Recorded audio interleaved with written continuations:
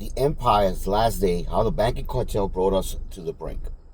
Before I begin, I'm doing this video because I obviously know that a lot of people, most people, don't like to read, right? Maybe they don't have the time, or they get frustrated. And what I'm going to say, it's going to wake a lot of you up. And if those that don't, it's like planting a seed that eventually will germinate. Granted, not all can wake up at the same time. In fact, if you try to wake up somebody up before time, they might even get upset. I'll use this analogy. If I schedule the alarm clock at 4 a.m. and you right next to me, we both going to sleep, right? But your alarm is set to 7 o'clock. Once that alarm goes off, 4 o'clock, and I try to wake you up, you might get upset. Why? Because you're not ready to wake up at 4 o'clock. You want to rest till 7 o'clock. Your alarm is set for 7 o'clock. Me trying to wake you up before then, you might get upset. And I understand that. Some people will never wake up. That's just a fact of life. You know, we all could accept, some may even say, that in regards to the Abrahamic faith, which are Christianity, Islam, and Judaism, some may say that we've been manipulated, deceived. And that being said, I get that. And I'll address that in another video. So I don't want to start like I'm rambling. So the point is that a lot of people are not ready to wake up, and that's okay. But all we could do is plant the seed, have them hopefully like, comment, and share so we could get the message out. This obviously has been deleted many times, which is why I'm doing a video. My TikTok has been taken off. A lot of videos on Facebook. So all I expect is to plant the seed and show you some historical facts that many of you may not know. So please, so I won't sound like I'm rambling. I have a script that I'm going to read and I'm going to go by. Listen to it very carefully because I assure you the majority of Americans don't know this. And I'll begin.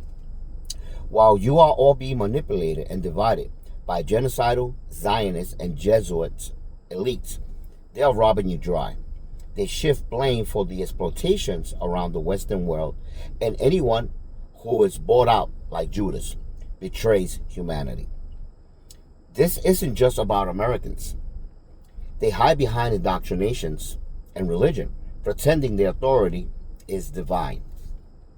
Just as Americans have been fooled and pitted against each other through opposing political parties or religious, such as Christians against Islam or Jews, there are all evil extremists in each religious cult or belief. Zionism includes both Jews and Christians, and the masses, not knowing better, follow blindly. Yet, just as there are good Christians and good Muslims, there are also good Jews. Jews who are rising up against Zionist regimes running Israel and, quite frankly, the United States. And since the United States run most of the Western world, that control extends everywhere. One of the most powerful and protected elites is the family of Rothschilds. Let me fill you in on their history, because what they have done in the past, they and their agents and partners are doing again in America and throughout the world. The Rothschilds didn't just become powerful by accident. They strategically positioned themselves across Europe with Mayer Amschel Rothschild and their 5 sons, establishing branches in Frankfurt, London, Paris, Vienna, and Naples. This network allowed them to move money, gold, and intelligence faster than the government could.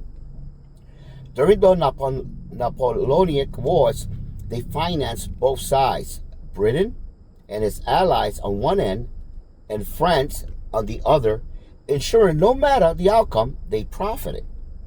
France ultimately fell into massive debt, unable to pay back its obligations. One of the most infamous examples came after the Battle of Waterloo in 1815. The Rothschild network had faster couriers and spies than the British government itself. They knew Napoleon had lost before most of London did. However, they spread the false rumors that Britain had lost the battle. Panic swept the markets. The investors dumped their government bonds and stocks. The Rothschilds quickly bought them up at pennies on the dollar, When the truth broke out that Napoleon was defeated, the value of those bonds skyrocketed, and the Rothschilds walked away with immense wealth and even greater control over British economy. It wasn't just finance, it was information warfare, as they owned the media at the time. It's still true to this day. By controlling capital and intelligence, they weren't just bankers, they became power brokers who influenced nation. After World War I, the Treaty of Versailles in 1919 imposed crushing reparations on Germany. The Weimar Republic had to borrow heavily to pay back Allied debt and reparations after relying on foreign loans, including from American and European banking houses. Hyperinflation in the early 1920s destroyed savings, unemployment soared, and resentment festered. This chaos opened the doors for extremists, including the Nazis, who capitalized on anger at bankers, foreigners, and Jews. On March 24, 1933, the Daily Express in London read headlines, "Judea declares war on Germany." It reported on the global Jewish-led boycott of German goods in response to Hitler's early anti-Jewish policies. The Nazis then weaponized the headlines as proof of international Jewish conspiracy against Germany. Feeding their propaganda machine, Hitler did target wealthy Jewish family, including the Rothschilds. The Vienna Rothschild Bank was seized in 1938, and Baron Louis von Rothschild was jailed and ransomed. Nazi propaganda exaggerated Jewish influence, portraying them as the hidden hand behind World War I. Hyperinflation and Germany suffering, while many Jews were successful in finance, industry, and culture, blaming them as a whole for Germany's collapse, was scapegoating that fueled the Holocaust. Meanwhile, the United States' powerful elites had their own ties to the Nazi regime. In fact, Senator Prescott Bush, the father of President George Howard Bush, sat on the board of Union Banking Corporation, which did business with German industrialist Fritz Thyssen, an early backer of Hitler. In 1942, the United States government seized Union banking under the Treaty with the Enemy Act. Prescott Bush was never jailed, but the bank's assets were frozen. That's the funds that they knew about. Remember, a lot of times at the time, they used to hide the funds. Historians argue he should have faced harsher consequences, but as part of the political elite, he escaped with little more than an embarrassment, like a slap on the wrist. Hitler did rebuild Germany's economy with public work and rearmament, bringing down unemployment. In fact, it was said that employment became 100% employed. It was drastically diminished.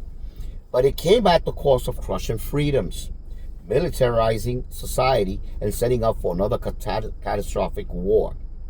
History, as always, is written by the victors. Allied propaganda painted Hitler in stark terms, often rightly, sometimes with exaggeration. While Nazi propaganda blamed Jews for everything, the truth is in between Germany and what happened with the Jews. Germany was broken by war, debt, and global finance, but Hitler's solution was genocide and conquest. I want you to listen to this historical facts, and remember, we always need somebody to blame. Even if it was partial truth by the bankers, it was not the whole Jewish people. And that's what I want you to listen to carefully, just like now immigrants. And then there were Jekyll Island. Here in America, Jekyll's Island in 1910, where a secret meeting of the most powerful bankers of the day laid the foundation for the Federal Reserve Act of 1913. A private train carried them to the island in Georgia. They hid their identities and even used code names because what they were doing would have been seen as treasonous, designing a central banking system in secret to hand over the power of money creation to private hands. Those present, including Senator Nelson Aldrich, Frank Vanderbilt, and National City Bank tied to Rockefeller, Henry Davidson, and Charles Norton, from J.P. Morgan Circle, and Paul Wahlberg of Cartel and Company, and banking house with deep ties to the Rothschild network. In Europe, J.P. Morgan's house was not independent. It operated with heavy Rothschild backing. In fact, during the financial panic in 1800s, the London Rothschilds often supported Morgan's operation in the United States. So even if no Rothschild sat on Jekyll's Island in person, their agents and allied banks were in the room. Why the secrecy? Because the United States Constitution gave power to issue money to Congress, not private bankers. If the public had known a handful of men were drafting a system to centralize and privatize the nation's money supply, there would have been a revolt. The result came in 1913 with the passage of the Federal Reserve Act. From the point forward, the United States government no longer issued debt-free money like Lincoln's greenback. Instead, it borrowed at interest from a banking cartel. Thus, the Federal Reserve Bank is a banking cartel. After the creation of the Federal Reserve, Americans have lost 97%. It's actually even a little higher, guys. Listen to this. After the creation of the Federal Reserve, Americans have lost 97% of their buying power. Alongside it came their enforcement arm or agent, the IRS, and the introduction of federal income taxes, illegal under the Constitution and imposed under the guise of temporarily funding wars. At first, it only targeted the ultra rich, those who benefit, right? But when no one complained, the tax burden spread to the masses. From there, loopholes and incentives were carved out for the elites, the very same who created wars and profited from them. Conglomerates and military contractors grew wealthy, producing weapons, missiles, and machineries at the expense of the American taxpayer. Meanwhile, our dollar, which was once backed by gold, money with actual intrinsic value, measurable, stable. After World War II, many nations seeking safety pegged their currency of the United States dollar under the Bretton Woods system. The stronger demand for the dollar increased its value, supply and demand. Yet the elites kept borrowing to fund wars, ensuring their military-industrial company profited. As America's family shrank in size due to city life, there were fewer children to sustain this legal Ponzi scheme, borrowing against future generations to prop up the present. To keep the game alive, the elites plunder abroad, invading countries, stealing natural resources, seizing gold, and forcing nations into unpayable loans, especially Latin America, which is why there's a blowback now. Dollars were printed endlessly, but the more they printed, the less value it had. Eventually, the dollar was severed from gold entirely, becoming fiat currency. That gave them the power to print limitless money, but at the cost of superinflation, rising costs of living, and the invisible tax of devaluation. Fractional reserve banking multiplied debt beyond reason. Fractional lending, look it up. So you understand what's going on. That's what we're doing around the world with fractional lending. There are other entities involved, right? IMF, World Banks, but that's another story. Today, Americans have lost over 97% of their buying power. The national debt grows exponentially. Taxes and GDP cannot sustain this empire of debt, especially now that a multipolar financial order, BRICS, which is Brazil, Russia, India, China, and South Africa, has risen.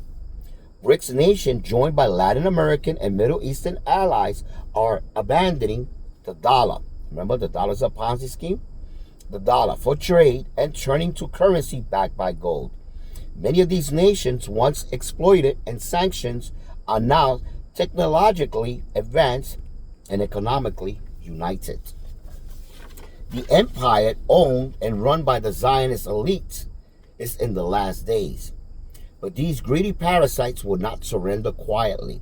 They would rather retreat into bunkers while pushing humanity into a civil unrest, civil war, and World War III, hoping to maintain control as the world wakes up to their schemes. That is why we see division in America and across the globe. While people are distracted, Christians versus Muslims, Jews versus Gentile, Democrats versus Republicans, the elites laugh, profit, and tighten their grip. The truth is clear. We, as part of the human race, must unite if we are to survive what comes next. And one thing I forgot to mention, we're also living through de-dollarization as more nation dumps the United States dollar. At the same time, America's debt is spiraling on money created out of thin air with no intrinsic value.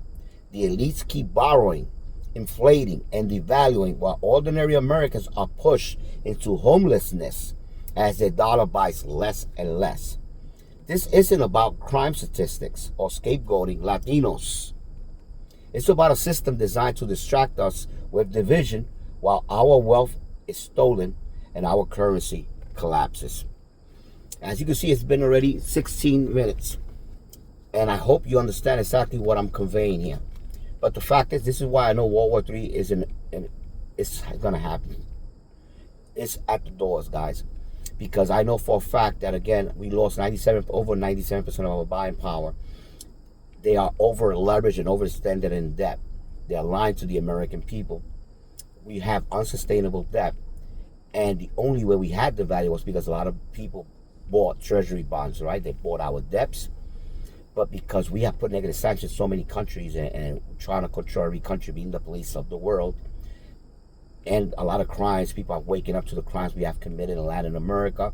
That's why we have a lot of these immigrants, because we created coups, removed their government, stolen their goods, put unpayable loans, that they have come back up north. Because I want you to understand something. This undocumented immigrants, for example, Mexican, we stole 55% of America today was Mexico.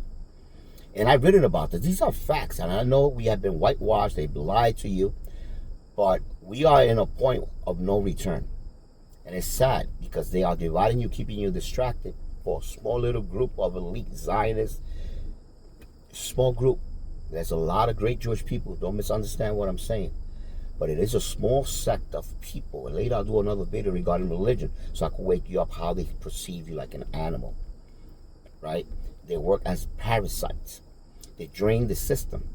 And that system that they have used here in America, they have used many times over. That's why a lot of them tend to get expelled from many countries. 109 countries. These are facts. You can go back to Egypt, Rome, Spain, Portugal, and it ain't all the Jewish people, obviously. A lot of Jewish people are waking up. But it has to do with the programming, what they've been instilled since birth.